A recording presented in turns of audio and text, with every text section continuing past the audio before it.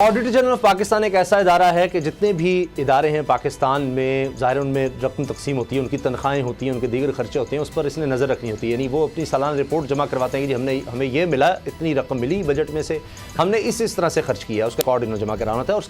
کے بعد یہ اس پہ چیک کرتا ہے کہ کہیں کوئی بد انتظامی تو نہیں، اور پھر ان سے پوچھا جاتا ہے کہ یہ رقم آپ نے کہاں خرچ کی، تو ایک چیک ہوتا ہے. لیکن اب ہوا یہ ہے کہ اسی ماسٹر کے سامنے سارے کھڑے ہو گئے ہیں. آڈیٹر جنرل پاکستان سے کہا ہے کہ جی ہم نہیں کرواتے آڈٹ، اور ہم کوئی آپ کو چیز نہیں دیں گے، کس طرح ہم نے خرچہ کیا، کس طرح کیا، جو ہم نے کیا ہم نے کر لیا، آپ کون ہوتے پوچھنے والے. اور اس میں کوئی 1 2 4 5 نہیں ہیں ادارے، 2 درجن سے زیادہ ادارے ہیں جن میں وزارت خزانہ بھی ہے جو سب کو خزانہ تقسیم کرتی ہے، جو وزارت اس نے بھی انکار کر دیا ہے، ریلوے بھی ہے، مذہبی، یعنی 2 درجن سے زیادہ، ایک سے بڑھ کر ایک ہے. تو بابر ڈوگر صاحب اس طرح سے ملک چلے گا کہ آپ جیسے مرضی جو مرضی خرچ کر لیں، آپ سے کوئی کیوں پوچھے؟ اسامہ صاحب، اگر آپ دیکھیں کہ وہ محکمے جنہوں نے اپنا آڈٹ کروانے سے انکار کیا ہے وہ سارے فیڈرل گورنمنٹ کے ادارے ہیں. ان میں میجورٹی جو ہے، مثلا اس میں وزارت مذہبی امور، آبی وسائل Pakistan railway, people's primary health initiative, اچھا بلوچستان بھی ہے، خیبر پختونخوا بھی ہے، لیکن یا فیڈرل گورنمنٹ ہے یا بلوچستان یا کے پی کے ہے. اور زیادہ تر ادارے جو ہیں وہ فیڈرل گورنمنٹ کے ہیں. اور جو آئین ہے، جو آڈیٹر جنرل جو ہے وہ ایک آئینی پوسٹ ہے، کانسٹیٹیوشنل پوسٹ ہے. اس کا کام یہ ہے کہ جو بھی پیسہ خرچ ہوتا ہے اس کو آڈٹ کرنا ہے کہ وہ پیسہ کیسے خرچ ہوا، لیگل طریقے سے خرچ ہوا یا انلیگل طریقے سے خرچ ہوا، اور اس کی رسیدیں مانگنا ہے. یہ جو پی ٹی آئی کے منسٹر صبح شام رسیدیں مانگ رہے ہیں نا، یہ سارے محکمے ان کے انڈر کام کر رہے ہیں. اور ان کے منسٹر جو ہیں وہ بھی پی ٹی آئی کے ہی ہوں گے، جاری فیڈرل گورنمنٹ بھی انہی کے منسٹر ہوں گے، کے پی کے میں بھی انہی کے منسٹر ہوں گے، بلوچستان گورنمنٹ بھی ان کے منسٹر ہوں گے. تو ان کو چاہیے کہ اپنے اپنے محکموں کی رسیدیں جو ہیں وہ آڈیٹر جنرل کو دیں. یہ تو بڑی حیرانگی کی بات ہے. باقی تو ساری قوم سے آپ رسیدیں مانگ رہے ہیں، اور وہ ادارے جو آپ کے متحد کام کر رہے ہیں اس کی رسیدیں دینے کو آپ تیار نہیں ہیں. کس طرح سے یہ انکار کر سکتے ہیں؟ کیا یہ پیسہ ان کا اپنا ہے؟ گورنمنٹ آف پاکستان کا پیسہ ہے، اور ایک قانون کے تحت، ایک اصول کے تحت، قانون کے تحت اس کو خرچ کرنا ہے. کہاں پر خرچ کیا یہ پوچھنا پوری قوم کا حق ہے. اور جو قوم کو ریپرزینٹ کرتا ہے آڈیٹر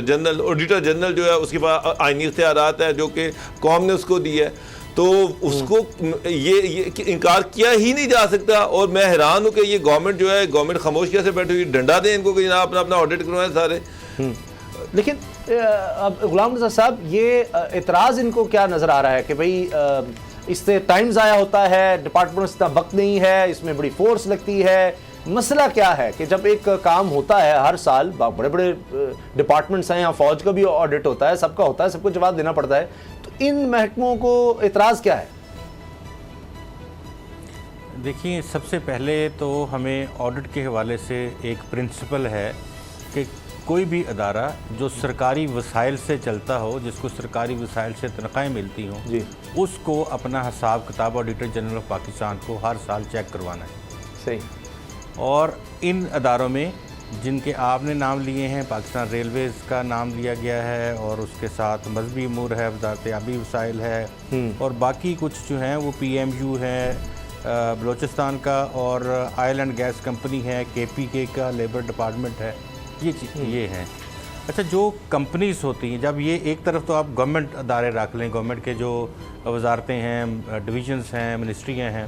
ان کو تو ہر حال میں آڈیٹر جنرل آف پاکستان کو اپنا آڈٹ کروانا ہے. آڈیٹر جنرل آف پاکستان، اور ورک فورس ان کی نہیں لگتی ریلوے کی یا کسی اور کی، یہ آڈیٹر جنرل آف پاکستان کی ورک فورس ہوتی ہے. وہ ان کے پاس ایڈیٹرز ہوتے ہیں، وہ آڈٹ کرتے ہیں، اور آڈٹ کر کے اپنی رپورٹس بنا کے سبمٹ کرتے ہیں.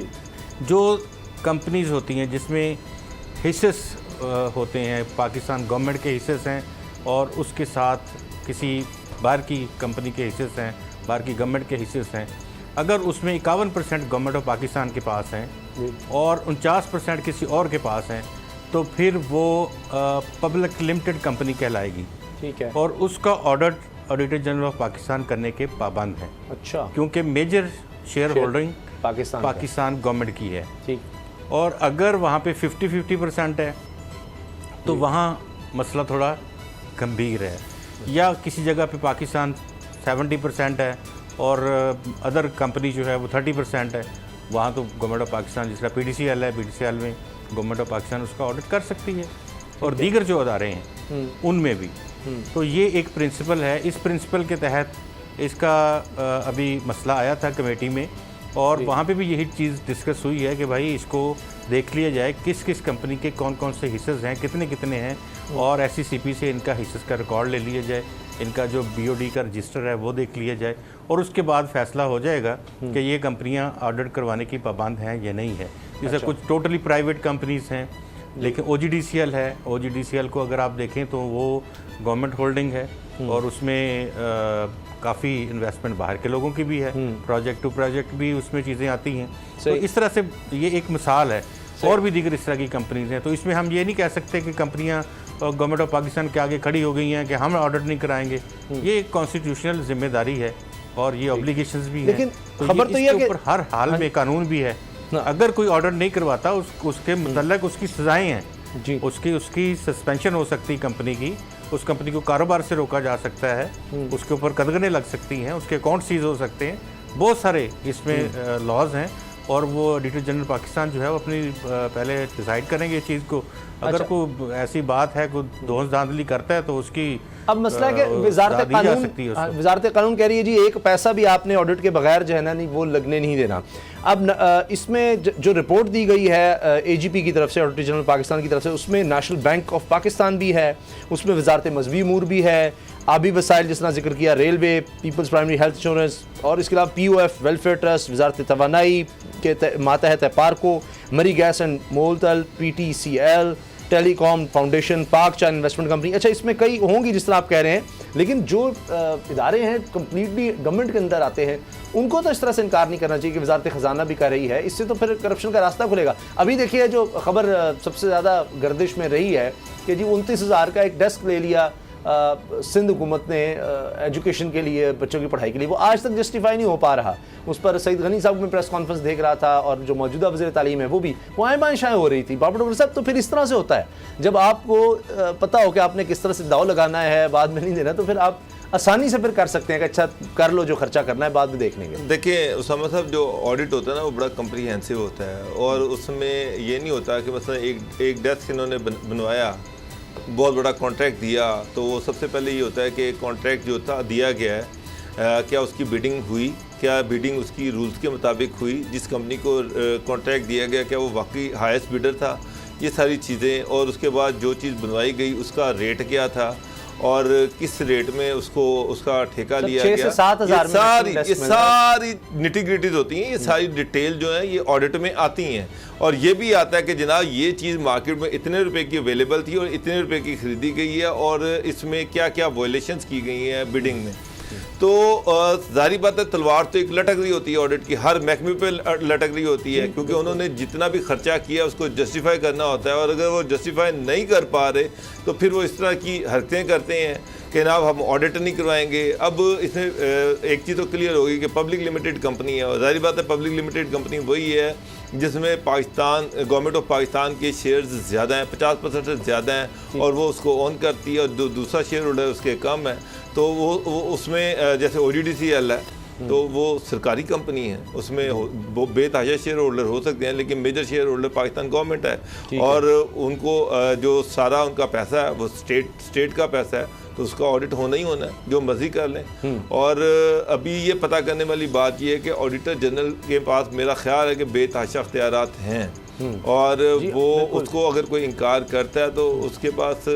ایسے اختیارات ہیں کہ وہ ان کے فنڈز کو فریز کر سکتے ہیں، وہ آرڈر کر سکتے ہیں کہ ٹھیک ہے جی ان کے فنڈ پھر فریز کر دیے جائیں۔ تو اتنا آسان نہیں ہے کسی کیونکہ ابھی تو انہوں نے صرف رپورٹ پیش کیا کہ انکار کیا انہوں نے، آگے انہوں نے بھی فردر نہیں کوئی ایکشن لیا کہ جی جو انکار کریں ان کے ساتھ اب کیا کریں گے، ابھی تو صرف انہوں نے لکھ کر دیا ہوگا ادھر سے آئے جی انکار کریں۔ لیکن غلام احمد صاحب یہ تو میں بھی جانتا ہوں، میری پرسنل نالج میں ہے کہ سب سے زیادہ کسی بھی محکمے میں کوئی بھی محکمہ ہو اس پہ سب سے زیادہ ٹینشن اس چیز کی ہوتی ہے کہ جی وہ ہو آڈیٹر جنرل کی رپورٹ پتہ نہیں کیا آ جائے گا، بڑا مسئلہ بن جائے گا، اور ان کو بھیجنی ہے رپورٹ وہ سارے، اور جب بھیجنی ہوتی ہے تب بہت زیادہ ٹینشن ہوتی ہے، کسی بھی ادارے میں آپ بات کر لیں۔ تو اگر اس طرح سے انکار والی بات ہو جائے گی یا ڈیلے ہو جائے گا،